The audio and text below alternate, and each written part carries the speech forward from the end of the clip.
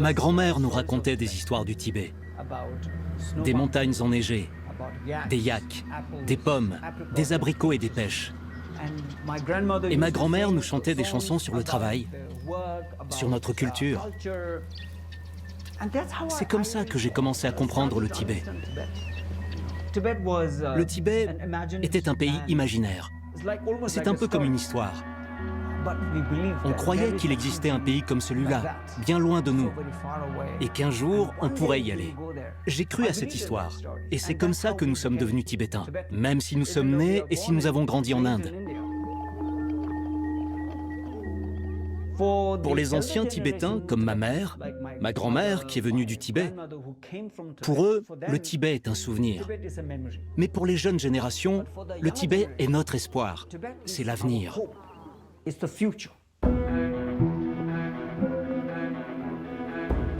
Un pays d'avenir, mais qui n'existe plus. Envahi par la Chine en 1950, il a été rayé des cartes. S'il n'y avait le Dalai Lama et une diaspora tibétaine accrochée au souvenir de cette terre qu'on leur a volée, on ne parlerait plus du Tibet. Il n'y a pas plus de 80 000 Tibétains qui vivent en Inde. Mais la présence du Dalai Lama est importante pour l'Inde, parce qu'il est le symbole du Tibet libre. En s'accaparant les hauts plateaux de l'Himalaya, la Chine annexait une culture et une géographie tibétaine. Elle mettait la main sur des ressources naturelles stratégiques, prenant le contrôle des plus grandes réserves d'eau douce du continent. Elle venait aussi défier l'Inde sur 3500 km de frontières. Il s'agit du plus grand conflit territorial au monde. Un conflit qui implique près de 120 000 km². On a vécu un risque d'escalade très élevé ces 3 dernières années. Ce sont 2 puissances nucléaires, les 2 plus grandes puissances en Asie. Donc la situation a besoin d'être sérieusement apaisée. Pour comprendre les raisons de cette escalade entre 2 mastodontes, il faut remonter plus de 70 ans en arrière, à l'annexion du Tibet. L'Himalaya devenait alors le point de fixation d'une guerre larvée, la zone la plus militarisée du monde.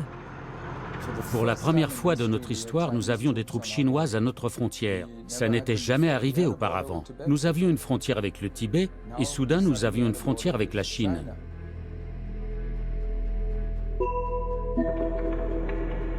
Avec cette annexion, la Chine prévoyait aussi de réduire au silence un peuple de 6 millions de personnes, unis derrière un leader charismatique, le 14e Dalai Lama. Objet d'une incroyable vénération, il a fait le tour du monde, consacrant sa vie à maintenir la mémoire du Tibet vivante. Aujourd'hui âgé de 88 ans, la question de sa succession défie la communauté tibétaine.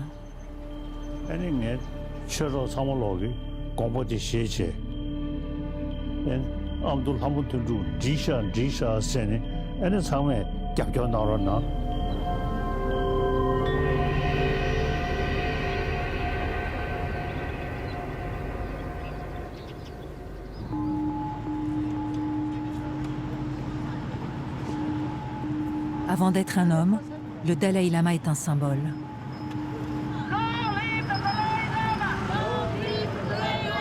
Icône du bouddhisme tibétain, il incarne les espérances et les blessures d'un peuple exilé. C'est l'émanation du Bodhisattva, le Bouddha qui figure la compassion ultime. Choisi dès l'enfance comme la réincarnation du Dalai Lama précédent, il est aujourd'hui au cœur d'une inquiétude et d'un chantage. Et si le 14e Dalai Lama était le dernier?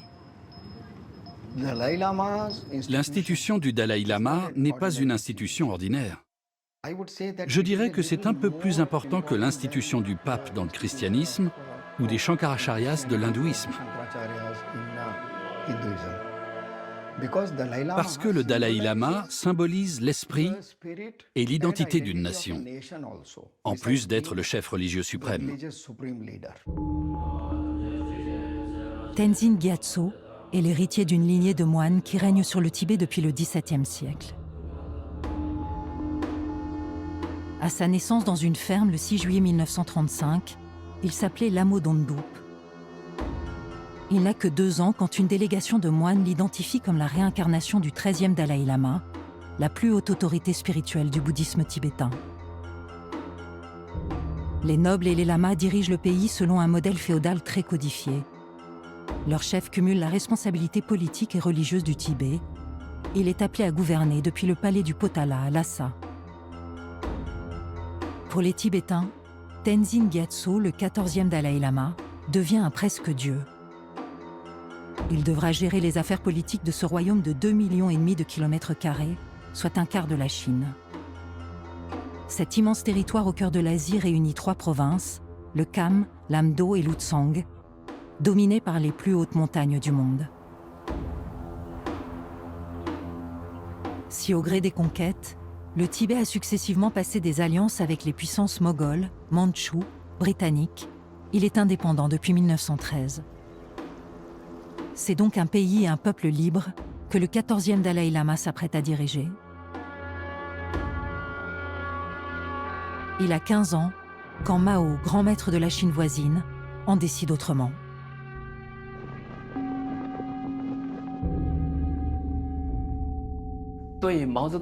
Pour Mao Zedong, l'unification du Tibet par la République populaire de Chine établie en 1949 était un objectif très important.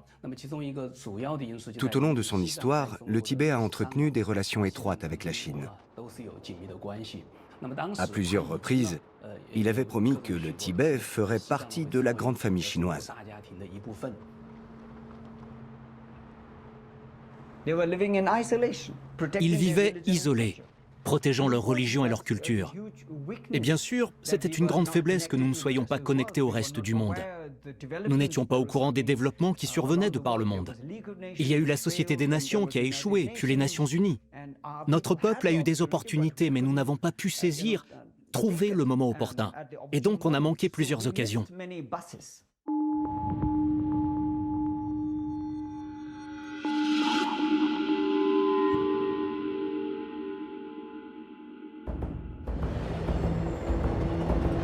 La Chine de Mao hier, comme celle de Xi Jinping aujourd'hui, proclame que le Tibet lui appartient, que sa frontière naturelle traverse l'Himalaya et un peu plus encore.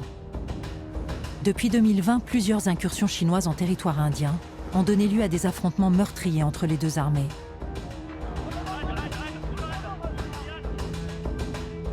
Au cœur de la discorde, une frontière de 3500 km qui n'en est pas une.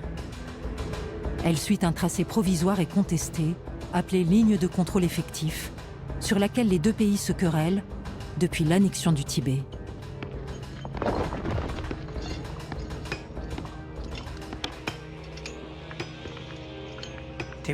Le Tibet était une zone de sécurité pour l'Inde pendant des siècles. Dans l'Inde coloniale, les Britanniques appelaient ça une zone tampon, qui jouait le rôle d'un coussin entre les empires.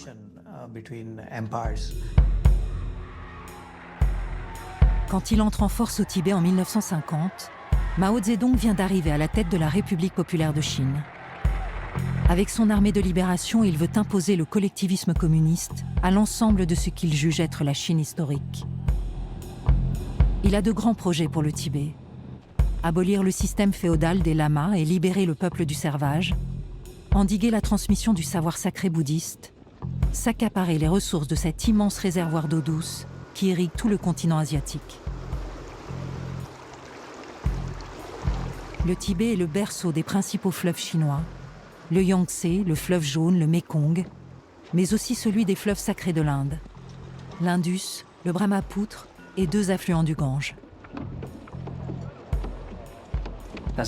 Quand Mao Zedong a envahi le Tibet, je crois qu'il a d'abord tenu compte de la stratégie géopolitique avant celle des ressources.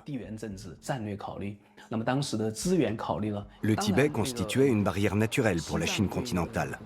En prenant le contrôle du Tibet, elle pouvait empêcher les infiltrations en provenance de l'Inde, une ancienne colonie britannique, et donc empêcher l'Occident d'infiltrer la Chine. Pour que son nouveau régime survive, Mao voulait garder les frontières sous contrôle.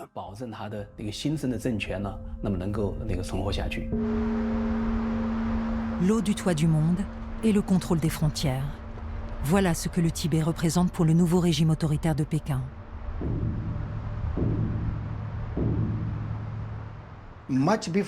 Bien avant que l'armée populaire de libération n'occupe la Chine, Mao avait annoncé ses projets pour sa Chine. Le Tibet est ce dont la Chine avait besoin pour submerger l'Asie. Cela, le monde entier le savait. C'est vraiment dommage qu'il ait laissé Mao Zedong occuper le Tibet.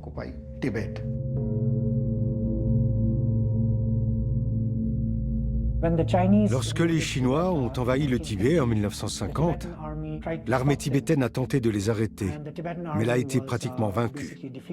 Ce n'était pas surprenant parce que l'armée tibétaine était très restreinte et mal entraînée. Elle n'avait pas d'armement moderne.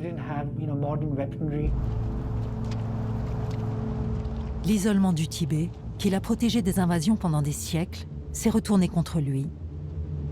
Une fois annexé, il est verrouillé par les Chinois. En mai 1951, un accord en 17 points est signé entre les délégués du pouvoir tibétain et les représentants chinois à Pékin. Il entérine le rattachement du Tibet à la Chine et promet en retour de laisser une grande autonomie aux Tibétains et le champ libre au clergé bouddhiste. Une promesse qui ne sera jamais tenue. Maintenant qu'il est à la frontière, Mao peut défier l'Inde. Il commence par lui contester deux zones névralgiques. Tout le nord du Ladakh à l'ouest, qu'il rebaptise l'Aksai Chin, et l'État de l'Arunachal Pradesh à l'est. L'État himalayen de l'Arunachal Pradesh a été intégré à l'Inde britannique en 1914. C'est une terre bouddhique qui héberge de nombreux monastères très anciens. La ville de Tawang, perchée à 3000 mètres d'altitude, est un lieu hautement symbolique pour les Tibétains. C'est par là que passeront dès le début des années 50 de nombreux réfugiés fuyant le Tibet envahi. Tawang est important pour la Chine avant tout à cause du Dalai Lama. Quand le Dalai Lama est entré en Inde, il est passé par Tawang. Le fait est qu'on y trouve le deuxième monastère le plus grand après Lhasa. Le fait est que le 6e Dalai Lama est né dans cette zone et que d'autres Dalai Lama auraient pu y naître. C'est ça les enjeux qu'il y a autour de Tawang. Alors pour les Chinois, si le Tibet leur appartient, Tawang leur appartient. Alors que le monde entier était en pleine décolonisation, la Chine s'est mise à coloniser, tardivement. Les Britanniques quittent l'Asie, les Français quittent l'Asie, les Allemands s'en vont, ils rentrent tous chez eux, et la Chine devient celle qui dicte les règles et qui colonise. Comment expliquer ce mouvement contraire qui émerge en Asie? Au milieu du XXe siècle, de nouveaux empires s'affrontent. À l'issue de la Seconde Guerre mondiale, un nouvel échiquier géopolitique s'est mis en place. Échiquier sur lequel les grandes puissances coloniales d'hier n'ont plus la main. L'accès de l'Inde à l'indépendance a mis Mao et le Parti communiste chinois sous pression. Sur le terrain du combat contre l'impérialisme et le colonialisme, on ne savait pas qui de l'Inde ou de la Chine prendrait le leadership. Bien entendu, Mao ne voulait pas que ce soit l'Inde. Et je pense que c'est pour ça qu'il a voulu prendre le contrôle du Tibet. Pour empêcher, d'une certaine manière, l'Inde de contrôler cette région et de dépasser la Chine sur la scène géopolitique. Les gouvernements américains et britanniques avaient clairement dit au gouvernement indien « Si vous prenez l'initiative de contrer l'invasion chinoise du Tibet, nous nous joindrons à vous et vous aiderons. » L'Inde a refusé, alors la Chine l'a occupé, et aujourd'hui nous voyons le résultat. Jawaharlal Nehru, le nouveau dirigeant de l'Inde indépendante, ne veut plus écouter l'Occident. Tout comme Mao, il veut s'affranchir, insuffler ses propres choix à l'immense nation indienne. Fils spirituel du Mahatma Gandhi, compagnon de route du combat non violent qui a mené l'Inde à l'indépendance, il va préférer la diplomatie à la guerre. Le Premier ministre Nehru croyait sincèrement que les Chinois accepteraient un Tibet autonome et qu'un Tibet autonome impliquerait qu'il n'y aurait pas de déploiement important de forces militaires chinoises sur place. Nehru pense alors que le système communiste est un bon système, que Mao est un grand leader. Il croit à la promesse de Mao qui dit « Nous serons gentils avec les Tibétains, nous les traiterons bien ». Mais aucun gouvernement ne peut être aussi naïf. Le gouvernement indien a fait une grosse erreur à ce moment-là. Alors que la Chine nargue l'Inde à ses frontières, Nehru ne se méfie pas encore de Mao. Non seulement il adhère à l'idéal socialiste et ne considère pas le leader chinois comme un ennemi, mais il a surtout d'autres priorités. Sortir l'Inde du sous-développement. Un conflit à la frontière mobiliserait des moyens militaires et humains qu'il n'a pas. Le Parti communiste chinois est arrivé au pouvoir par le feu des canons, tandis que l'Inde indépendante y est arrivée avec cette devise. Si quelqu'un te gifle, tends l'autre joue. Il y a un tel contraste entre les deux. Et c'est cela qui a conditionné la politique de l'Inde indépendante. Ce qui conditionne aussi la politique des États à cette époque, c'est un rideau de fer qui coupe le monde en deux. D'un côté, l'Amérique et l'Europe de l'Ouest, censées représenter le monde libre. De l'autre, l'Union soviétique, qui a fait le choix d'un parti communiste unique et autoritaire. Nehru refuse cette logique des blocs, malgré l'annexion du Tibet et l'hostilité manifeste de la Chine. Il propose une troisième voie, le non-alignement. En créant le mouvement des non-alignés, avec les dirigeants de l'Égypte, de l'Indonésie et de la Yougoslavie, le Premier ministre indien rebat les cartes géopolitiques. En avril 1955, la conférence de Bandung sur l'île indonésienne de Java scelle la naissance de ce mouvement politique auquel adhèrent une trentaine de pays d'Afrique et d'Asie qui ne veulent plus se laisser dicter une conduite par l'Occident. Quand le reste du monde isole la Chine de Mao, Nehru, lui, décide de négocier. Dans les années 50, la République populaire de Chine était un État paria. Seuls 50 pays l'avaient reconnue à cette époque. Elle n'avait donc pas de légitimité internationale. Nehru était bien conscient qu'il n'avait plus l'armada britannique pour protéger l'Inde devenue indépendante. Il préfère alors approcher la Chine avec diplomatie.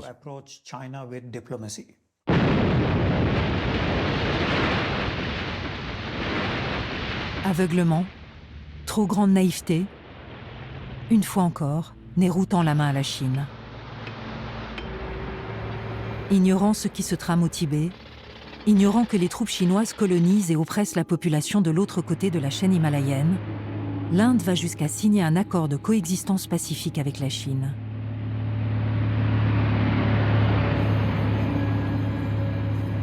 Ce faisant, elle ne s'oppose pas à l'annexion du Tibet. À l'abri des regards, Mao a les mains libres. Dès le début de l'annexion et dans les années qui suivent, il déploie un programme de sinisation et d'industrialisation dans ce qui devient la région autonome du Tibet, qui n'a d'autonome que le nom. À peine conquis, il a déjà amputé le Tibet de plus de la moitié de son territoire historique. Depuis Lhasa, le Dalai Lama n'a pas mesuré l'ampleur de la prédation chinoise sur son grand royaume. Convaincu qu'il faut réformer une société trop hiérarchisée, le jeune chef spirituel croit lui aussi au dialogue. Invité par Mao, cajolé pendant plusieurs mois à Pékin, il reçoit tous les enseignements visant à faire de lui un bon fonctionnaire de la Chine communiste. Je suppose que le Dalai Lama, vous savez, il était jeune à l'époque et plutôt progressiste, a été très impressionné par ce qu'il a vu en Chine. Il croyait que si ces progrès pouvaient bénéficier au Tibet, ce serait une bonne chose. Pendant un certain temps, il a vraiment cru que les Chinois pourraient aider les Tibétains et qu'ils resteraient fidèles à la parole donnée, celle de laisser les Tibétains gérer leurs propres affaires.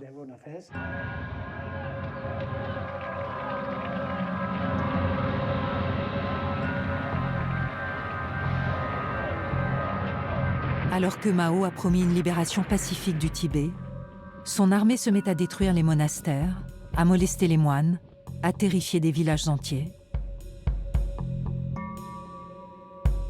Quand le Dalai Lama prend toute la mesure de sa candeur, la disparition du Tibet en tant qu'entité culturelle et ethnique est déjà en marche.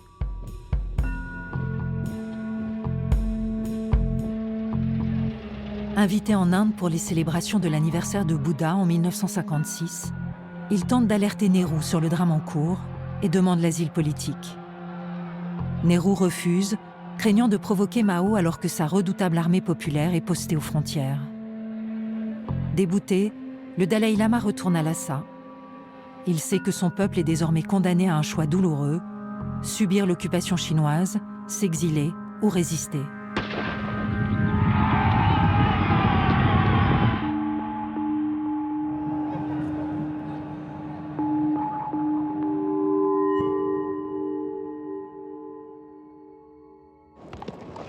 Dans un premier temps, beaucoup refusent de quitter la terre tibétaine. Les plus courageux prennent les armes, soutenus et entraînés dans le plus grand secret par les États-Unis. Il y a eu une forte résistance parmi les Tibétains. Donc, au début, ils se sont battus contre les Chinois. Ils ont utilisé leur propre petite organisation, ils avaient leurs épées, certains avaient des fusils. Quand les Américains ont réalisé qu'il existait un groupe capable de combattre les Chinois, ils ont mis en place un soutien au mouvement de guérilla. Et heureusement, le gouvernement indien a discrètement permis aux Américains d'aider les Tibétains.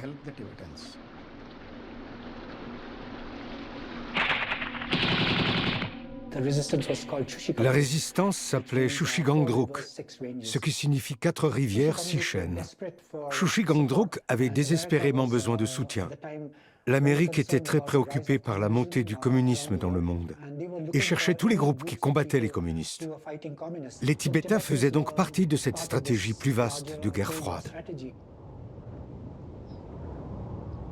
Ne pouvant pas interférer officiellement dans les affaires intérieures chinoises et indiennes, la CIA met en place un réseau de soutien clandestin. Elle planifie l'exfiltration et la formation de résistants tibétains dans les montagnes rocheuses du Colorado.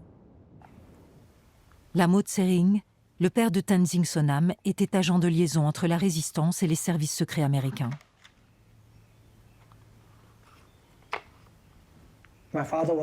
Mon père faisait partie du premier groupe de personnes formées par la CIA en Amérique. Il a été formé à l'espionnage, à la guérilla et à la collecte de renseignements. Ce sont des photos de ceux qui ont pris part à la résistance. Ils ont été envoyés dans le Colorado pour y être formés. Certains d'entre eux sont très jeunes. Certains ont reçu une formation d'interprète, d'autres étaient entraînés au combat. Et ce livre est un témoignage très intéressant qui se trouvait dans les archives de mon père. C'est un manuel de guérilla, entièrement écrit en tibétain, avec des dessins très détaillés. Vous voyez, il y a différentes techniques. Il y a ces dessins pleins de détails sur, par exemple, comment attaquer un camion, quels sont ses points vulnérables.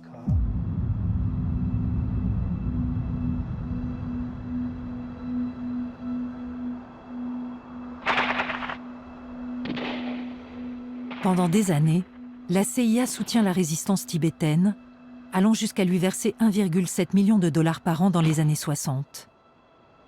Elle filme même quelques actions de sabotage contre des convois chinois. Mais cette résistance ne fait pas le poids face au déploiement de l'armée populaire qui a pris ses quartiers dans Lhasa, la capitale. Muselés, mis au pas, les Tibétains vivent dans la peur. Craignant pour la vie du Dalaï Lama, ils sont pourtant des centaines à se révolter le 10 mars 1959. Le soulèvement de Lhasa, le premier d'une longue histoire de résistance, va être maté dans le sang. Soupçonnant un complot contre lui, le Dalaï Lama prend la fuite de nuit déguisé en paysan. Il va marcher pendant 3 semaines à travers les sentiers de montagne avant d'atteindre la frontière indienne le 30 mars.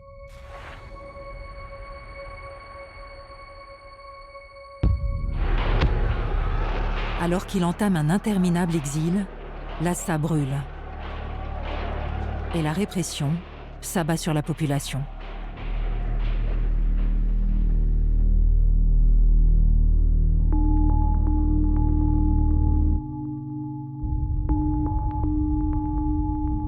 Tenzin Gyatso a 23 ans quand il entre sur la terre indienne. Dès son arrivée, il s'empresse de dénoncer l'accord en 17 points signé 8 ans plus tôt à Pékin qui selon lui n'était qu'un écran de fumée. Cette fois, Nehru ne peut pas lui fermer sa porte. Attaché à prolonger le rêve de Gandhi d'une Inde séculière, il offre l'asile au chef d'un peuple contraint à l'exil. D'autant qu'Indiens et Tibétains partagent une histoire commune. L'Inde est le berceau du bouddhisme.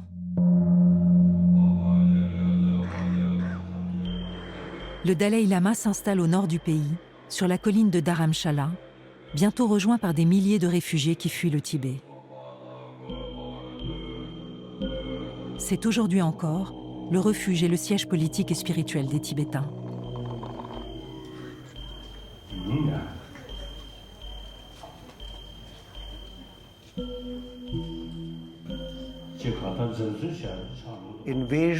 L'invasion du Tibet par la Chine a conduit au moins 65 à 70 000 réfugiés tibétains à venir en Inde pour y chercher refuge. Et je suis fier de dire que le gouvernement indien les a pris en charge, contrairement à beaucoup d'autres dans le monde qui ne voulaient pas se confronter à la Chine. Il les a laissés mettre en place un gouvernement en exil. Il a laissé le Dalai Lama installer tout son quartier général à Dharamshala. Et depuis, pour les Tibétains et pour sa sainteté le Dalai Lama, Dharamshala est la maison. C'est d'ici que nous aimerions retourner au Tibet. Au début, ils étaient environ 400 Tibétains à vivre ici. Et maintenant, ils sont environ 14 000 à vivre dans la région. C'est l'endroit où les organisations, institutions, écoles et monastères les plus importants se sont installés. C'est un lieu d'espoir pour les Tibétains. Dharamshala devient la petite Lhasa, la capitale d'une communauté en exil dans laquelle le chef tibétain peut poser les jalons d'un pouvoir démocratique et tenter de sauver la culture dont il est le gardien. Je pense que l'une des décisions les plus sages qu'ils aient prises, Nehru et lui, lors de son arrivée en 1959, était de se concentrer sur la préservation de la culture et de la pratique du bouddhisme tibétain. Il fallait assurer la continuité en créant des écoles pour les enfants tibétains, en veillant à ce qu'ils puissent vivre ensemble selon leurs traditions. Je pense que c'est vraiment très important et que cela doit être protégé. La situation veut qu'une fois en Inde, le Dalai Lama soit accueilli comme un chef religieux et spirituel, pas comme le leader d'un pays souverain. Il est là pour des raisons humanitaires. Mais les Chinois ne le voient pas comme ça. Pour eux, clairement, l'Inde accueille le Dalai Lama parce qu'elle soutient les tendances séparatistes du Tibet. De l'autre côté de la frontière, la fuite du plus précieux des Tibétains fait enrager Mao. Non seulement il se sent trahi par Nehru, mais à travers le Dalai Lama et son gouvernement en exil, le Tibet continue d'exister. Et avec lui, l'espoir d'une reconquête possible. Une humiliation d'autant plus cuisante pour la Chine que la cause tibétaine commence à attirer la sympathie de la communauté internationale. Le Dalai Lama devient une personnalité médiatique. Il fait même la une du célèbre Time. En quelques années, la personnalité du 14e Dalai Lama va faire sortir le Tibet de l'anonymat. Il entame une vie de tournée à travers le monde, de rencontres avec les chefs d'État, les médias, les organisations internationales, seul moyen de mobiliser l'opinion sur le sort infligé à son peuple. À Dharamshala, des milliers de réfugiés, de pèlerins, de célébrités veulent le rencontrer. Le gouvernement tibétain prend ses quartiers en exil, soutenu financièrement par l'Inde, les États-Unis et bientôt par des fondations caritatives. Avec 300 employés, un budget de 14 millions de dollars par an, il vit sous perfusion internationale. Ne pouvant former un État dans l'État, le Parlement tibétain ne gère que les affaires internes de la communauté. L'Inde se réserve toutes les questions régaliennes. Le Parlement a été la première institution créée après la mise en place du gouvernement. Je pense qu'au fil des années, ils ont essayé de réfléchir à l'avenir politique du Tibet. J'ai pu constater que Sa Sainteté, qui était à la fois chef politique et temporel, a toujours consulté et dialogué avec les gens autour de lui pour réfléchir à notre manière d'évoluer, de nous adapter à l'environnement extérieur et de maintenir aussi notre culture vivante.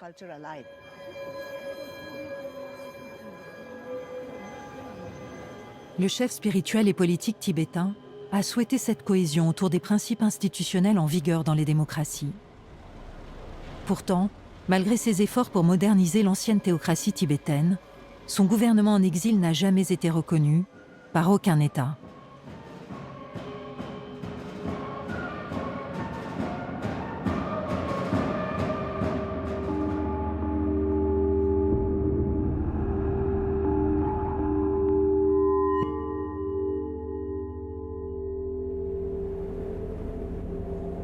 Faute de pouvoir arrêter le Dalai Lama en plein territoire indien, le bras de fer qui s'engage alors entre la Chine et l'Inde sur la question du Tibet se cristallise à la frontière.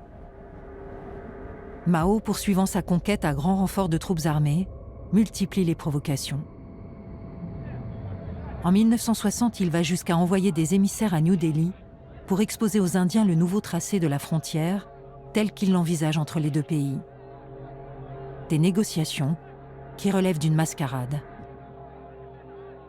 Idéalement, pour fixer leurs frontières, ils auraient dû recourir aux négociations.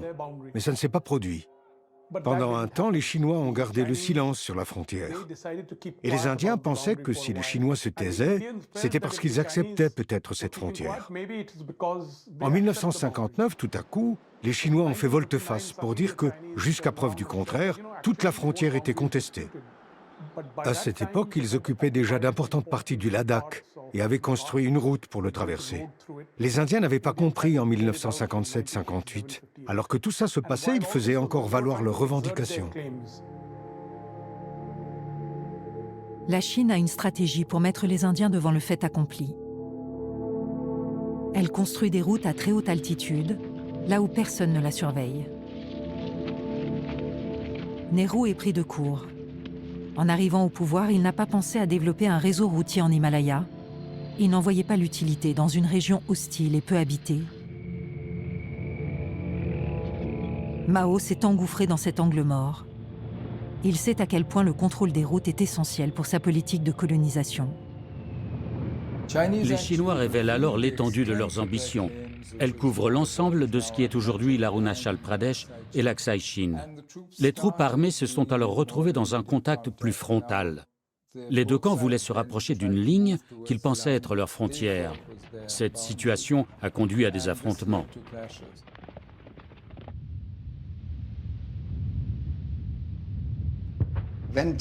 Quand la Chine a attaqué la frontière indienne, elle a voulu dire au gouvernement indien que le Tibet n'existait plus. Maintenant, votre frontière, c'est avec nous. C'est désormais la frontière entre l'Inde et la Chine. Arrêtez de parler du Tibet. Dans les années 1950, la position politique de Nehru était de dire que l'Himalaya était la Grande Barrière. Mais maintenant, la Grande Barrière a été transgressée. En fait, l'Himalaya a été transgressé. Et ça pourrait avoir un effet domino sur les grandes questions de politique étrangère que nos voisins sud-asiatiques ont avec la Chine ou que l'Inde partage avec la Chine. Cette stratégie d'empiètement alimente les tensions. Entre 1959 et 1962, elle va jusqu'à menacer de faire basculer les deux pays dans la guerre. 80 000 soldats chinois attaquent sur les fronts Est et Ouest, passant par les deux États contestés d'Aksai Chin et d'Arunachal Pradesh en octobre 1962. L'armée indienne n'est pas préparée à une telle attaque. Si tous les hommes vaillants sont appelés à rejoindre les casernes pour prendre les armes, cela ne suffira pas. Face aux troupes chinoises, la déroute indienne est humiliante. Près de 1000 soldats sont tués, 10 000 sont faits prisonniers. Nehru se tourne alors vers son ami américain. Les circonstances contrarient sa logique de non-alignement. Il est évident que devant le grave danger qui nous menace, nous devons recevoir une aide de l'étranger. Mais les pays qui nous donnent des armes reconnaissent notre politique de non-alignement. Ce qui est sûr, c'est que nous ne pouvons pas nous soumettre. Car si nous sommes engagés dans une guerre, je ne veux pas qu'elle dégénère en un conflit mondial. Au même moment, John Fitzgerald Kennedy est plongé en pleine crise des missiles russes en route vers Cuba. La guerre froide est à son paroxysme. Le destin du Tibet à la frontière sino-indienne ne fait plus partie des priorités de l'Amérique. Elle envoie toutefois du matériel militaire et des armes. Pas assez pour mettre fin au conflit entre les deux géants asiatiques qui devront trouver la solution tout seuls.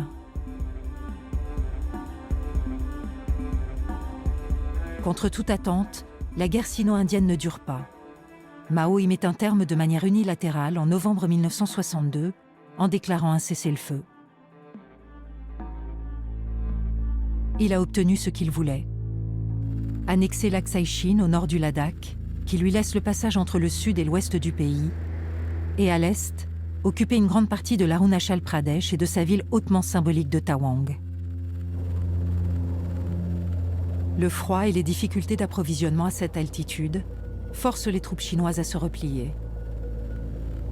L'Arunachal Pradesh demeure indien, mais Mao promet de le ramener dans le giron chinois. Malgré cette incursion dans l'un des territoires les plus sacrés du bouddhisme, Nehru a pu protéger l'essentiel des Tibétains réfugiés sur son territoire, mais il a dû céder sur une partie de la frontière. Les Chinois ont commencé à appeler ça une ligne de contrôle effectif. Mais l'Inde n'a pas accepté cette notion de ligne de contrôle parce qu'elle n'a jamais été définie. Il y a bien eu des négociations. Chacun a présenté une carte, mais elle n'était pas très détaillée. On était donc en présence d'une frontière qui était une zone vague, sans contrôle. On ne peut pas faire des frontières internationales de cette façon.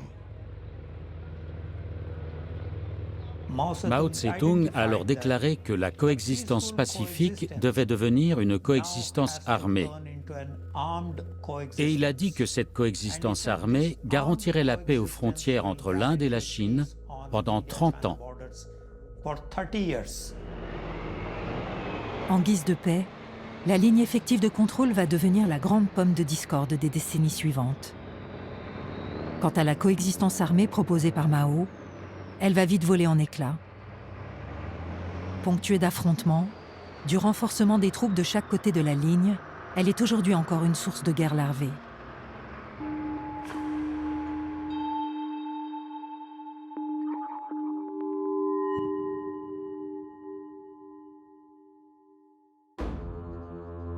Indirectement, ce compromis frontalier très approximatif est fatal pour le Tibet. Le pays est de fait livré à la botte chinoise dans l'indifférence générale. Il disparaît des cartes. Sortie des radars internationaux, la Chine met en place une machine répressive contre les Tibétains. Accaparement des terres, colonisation des consciences, emprisonnement des dissidents. L'acculturation des minorités fait partie du grand programme de la révolution culturelle voulue par Mao. Entre 1966 et 1976, elle fera des millions de victimes à travers la Chine. Au Tibet, les gardes rouges chargés de mener cette révolution précèdent des centaines de familles d'ethnie Han, l'ethnie largement majoritaire, envoyées pour siniser la nouvelle province. Le projet était la collectivisation, abolir la propriété privée, construire un État communiste et un athéisme d'État, en éliminant toutes les croyances et les superstitions. Ils veulent que tout le monde parle chinois, mange chinois, ait un mode de vie à la chinoise. Ils mettent en œuvre ces politiques pour siniser les Tibétains.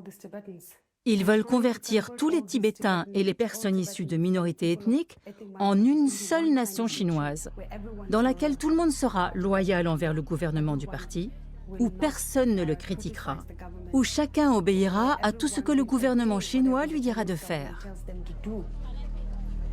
Pourquoi la Chine construit-elle un État sécuritaire, autoritaire et dur? Parce que la société chinoise, son économie, sont plus difficiles à contrôler dans les zones où les populations ont des liens de loyauté avec l'extérieur, hors de Chine. L'islam dans le cas du Xinjiang, le Dalai Lama et la communauté en exil dans le cas du Tibet. Tout ceci est dirigé de l'intérieur. Quant au clergé bouddhiste, il est décimé. Monastères et cérémonies religieuses sont passés au crible de la propagande. Le Dalai Lama devient l'ennemi à bannir des consciences. Pour les Tibétains qui continuent de le vénérer, il devient une icône clandestine qu'ils doivent cacher pour ne pas être arrêtés.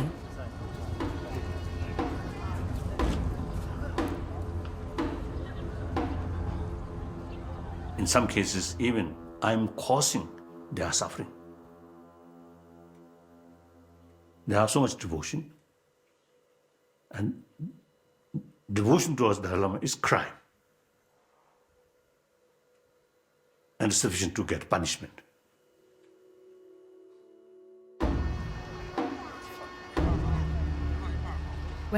Lorsqu'un Tibétain est arrêté et mis en centre de détention, il est maintenu au secret pendant des mois, voire des années.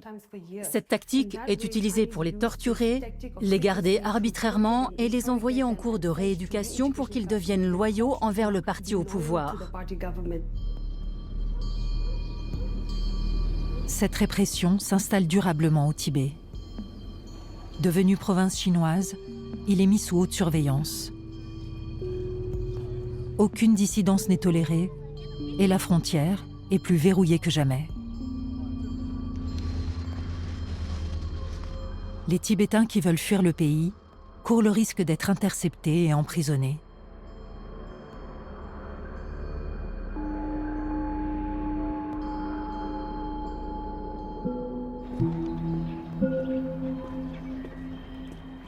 Ils sont d'ailleurs de moins en moins nombreux à tenter de franchir cette frontière.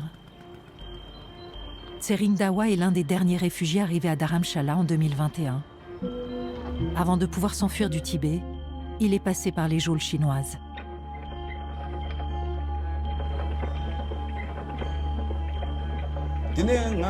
Dans un groupe WeChat, je discutais avec une jeune femme qui travaillait à Dharamshala. Je lui ai dit, vous êtes bien, vous vivez auprès de sa sainteté, vous avez la liberté. Nous ne sommes pas libres. Dès que j'ai dit ça, le Parti communiste chinois l'a su. Je n'ai pas eu de procès. Ils m'ont mis en prison directement. Mes mains et chevilles étaient enchaînées à une chaise, comme ça. Ils me faisaient basculer dans un sens et dans l'autre, avec les mains attachées comme ça. Ils m'ont torturé pendant 3 jours et 3 nuits. C'était horrible. Je m'urinais, je me déféquais dessus. J'avais des blessures, l'urine coulait sur moi. J'avais tellement froid.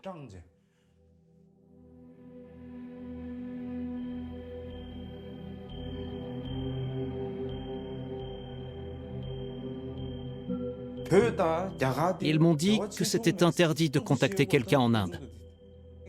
Toute ma discussion avec cette jeune femme de Dharamshala était retranscrite sur une feuille A4. Tous les enregistrements étaient retranscrits. Ils avaient tout enregistré et tout traduit. Ils savaient tout. Ils avaient passé chaque phrase, chaque mot au peigne fin. Et ils me questionnaient. Pourquoi as-tu dit ça? Qu'est-ce que cette fille t'apporte? Je suis resté enfermé là-bas 11 mois.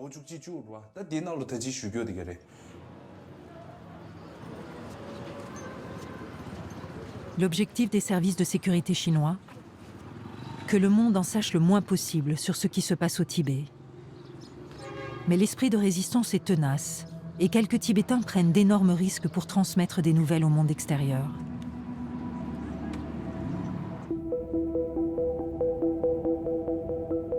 Depuis les États-Unis, certains médias financés par le Congrès américain peuvent relayer ces informations. À Washington, Radio Free Asia est la porte-voix de la cause tibétaine.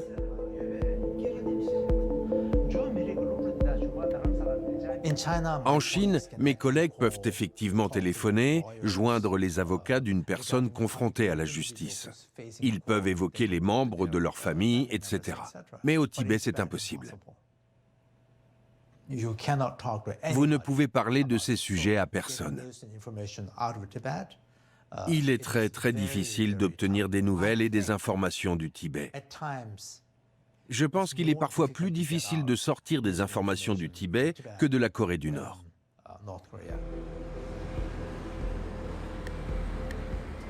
Mais si vous êtes patient et prudent, vous pouvez avoir quelques informations en provenance du Tibet.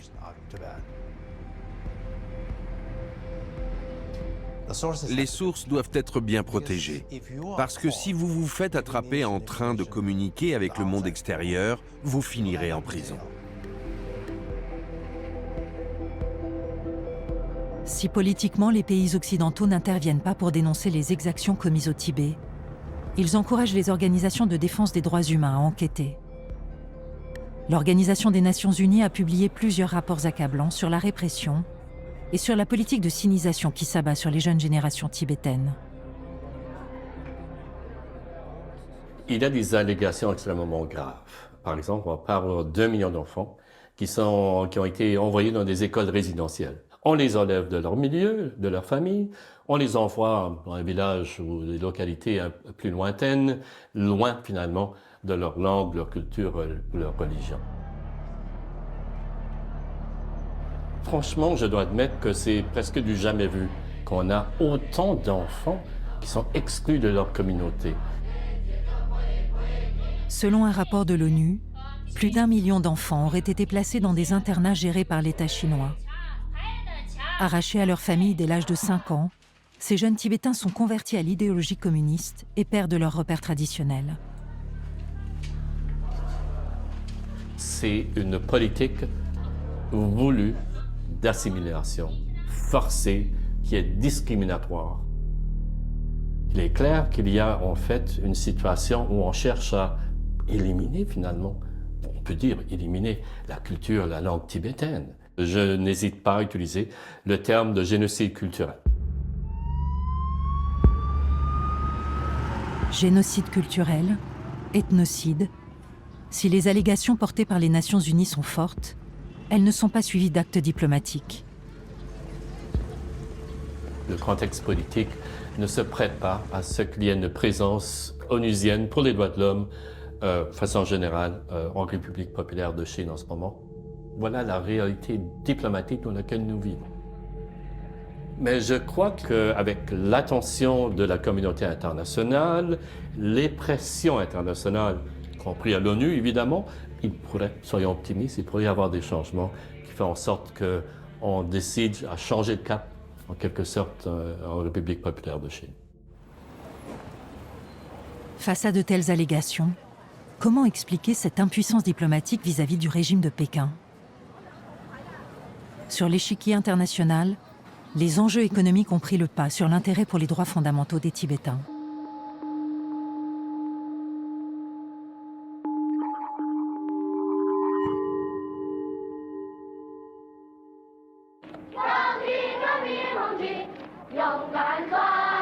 En Occident, dès la fin des années 60, les théories du libéralisme économique triomphaient de l'idéologie de la guerre froide. Les États-Unis reconsidéraient leur position. The United States will permit the free export to China of a range of non-strategic U.S. products. The United States will also permit, for the first time, commercial imports from China. La situation géopolitique changeait. L'Amérique voulait de meilleures relations avec la Chine. Les Chinois avaient posé 2 conditions. Premièrement, l'Amérique devait cesser de reconnaître Taïwan. Et deuxièmement, elle devait cesser de soutenir la résistance tibétaine. En novembre 1971, ce qui semblait impensable quelques mois plus tôt a lieu à New York, au siège des Nations Unies.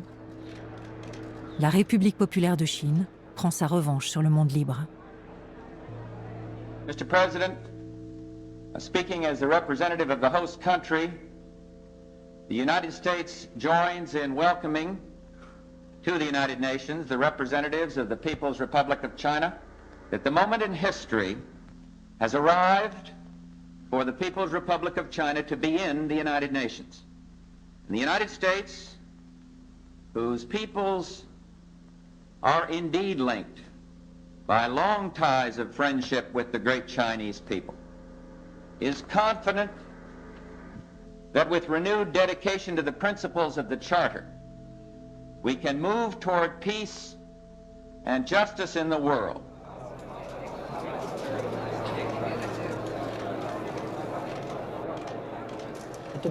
Les Tibétains se sentaient complètement trahis, bien sûr.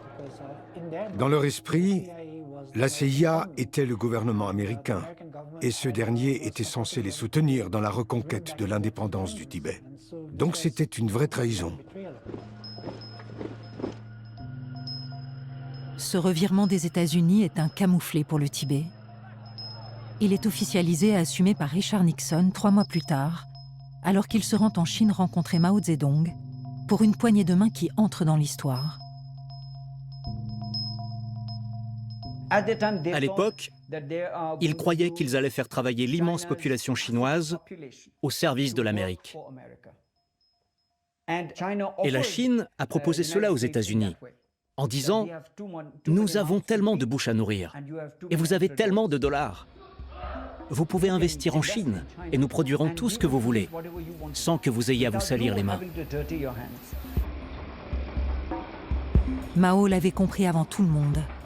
Personne ne refuserait bien longtemps ce que la Chine avait à offrir. Avec cette poignée de main, il ouvre la porte d'un immense marché et d'une main-d'œuvre à bas coût. Adieu la guerre froide et l'acharnement contre les communistes. Devant ce qui deviendra bientôt le plus grand atelier du monde, que pèse un territoire annexé de 6 millions de personnes? Lâchée par ses derniers soutiens internationaux, la cause tibétaine entame une longue traversée du désert. À Dharamshala, le gouvernement en exil continue d'y croire, préparant toute une génération à gouverner. Notre seule mission en Inde est de restaurer la liberté. Nous ne pouvons pas être les faibles. Pour restaurer la liberté, le mouvement a besoin de personnes en bonne santé, de personnes instruites, de professionnels.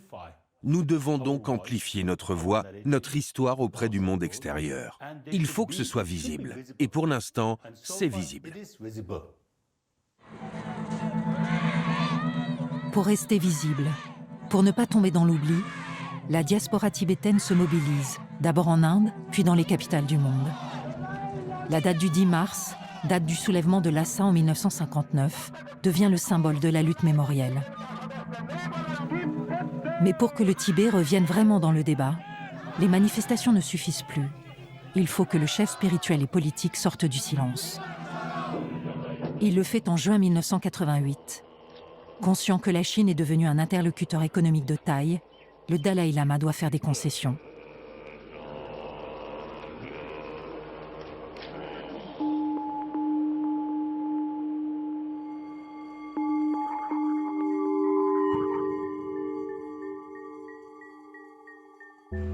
Le 15 juin 1988, il est au Parlement européen. Face à l'auditoire, il pèse ses mots, proposant une autre voie que celle du conflit frontal ou de la soumission totale. Il invente la voie du milieu. Now this is time to find some kind of middle way. But you see now, Tibetan people, inside as well as outside, you see, actually, they want, you see, separate, complete separate from China, separation from China. But obviously, you see, it is difficult to do that. Réclamer l'autonomie et non plus l'indépendance. La nuance peut sembler anecdotique, elle bouleverse en réalité la conception de la lutte organisée jusqu'ici contre l'envahisseur chinois. Demander l'autonomie, c'est reconnaître que le Tibet fait partie de la Chine, même avec un statut différent. Renoncer à l'indépendance est une grande concession faite au régime chinois. D'abord choquant pour une partie des Tibétains en exil, le concept de la voie du milieu va peu à peu infuser au sein des instances politiques qui se rangent finalement derrière le chef charismatique. Si quelqu'un me demande si je veux l'indépendance, bien sûr, évidemment que je veux l'indépendance. Mais quand vous négociez avec quelqu'un avec qui le rapport de force est totalement déséquilibré, ils ont le Tibet, ils l'ont occupé illégalement. Donc, nous devons penser à une solution avantageuse pour les deux camps. Je crois que c'est ce que sa sainteté avait en tête et que la voie du milieu est une bonne approche.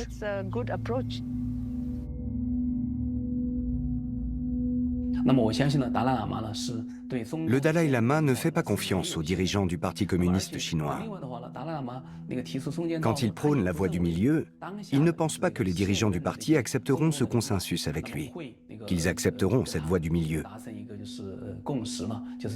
Mais sa vision est à long terme. Elle mise sur le fait que le peuple chinois finira par réclamer la liberté et la démocratie. Donc, cette voie du milieu est aussi pensée pour les Chinois Han.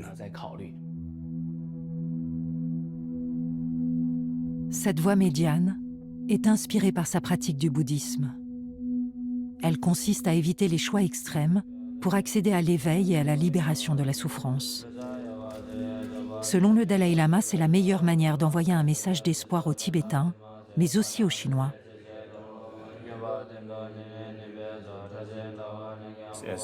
En tant que bouddhistes, nous respectons toujours les droits des autres. Nous ne sommes pas rancuniers, nous ne sommes pas pleins de colère et nous ne sommes pas contre notre voisin. Je crois en la détermination de l'homme. Je pense que, à long terme, nous pourrons triompher des répressions qui nous touchent. En septembre 1987, devant le Congrès américain, le Dalaï Lama propose de faire du Tibet une zone de paix démilitarisée. Pékin répond au chef tibétain par la défiance, l'accusant de nourrir les aspirations séparatistes des Tibétains de l'intérieur. De violentes manifestations éclatent à Lhasa.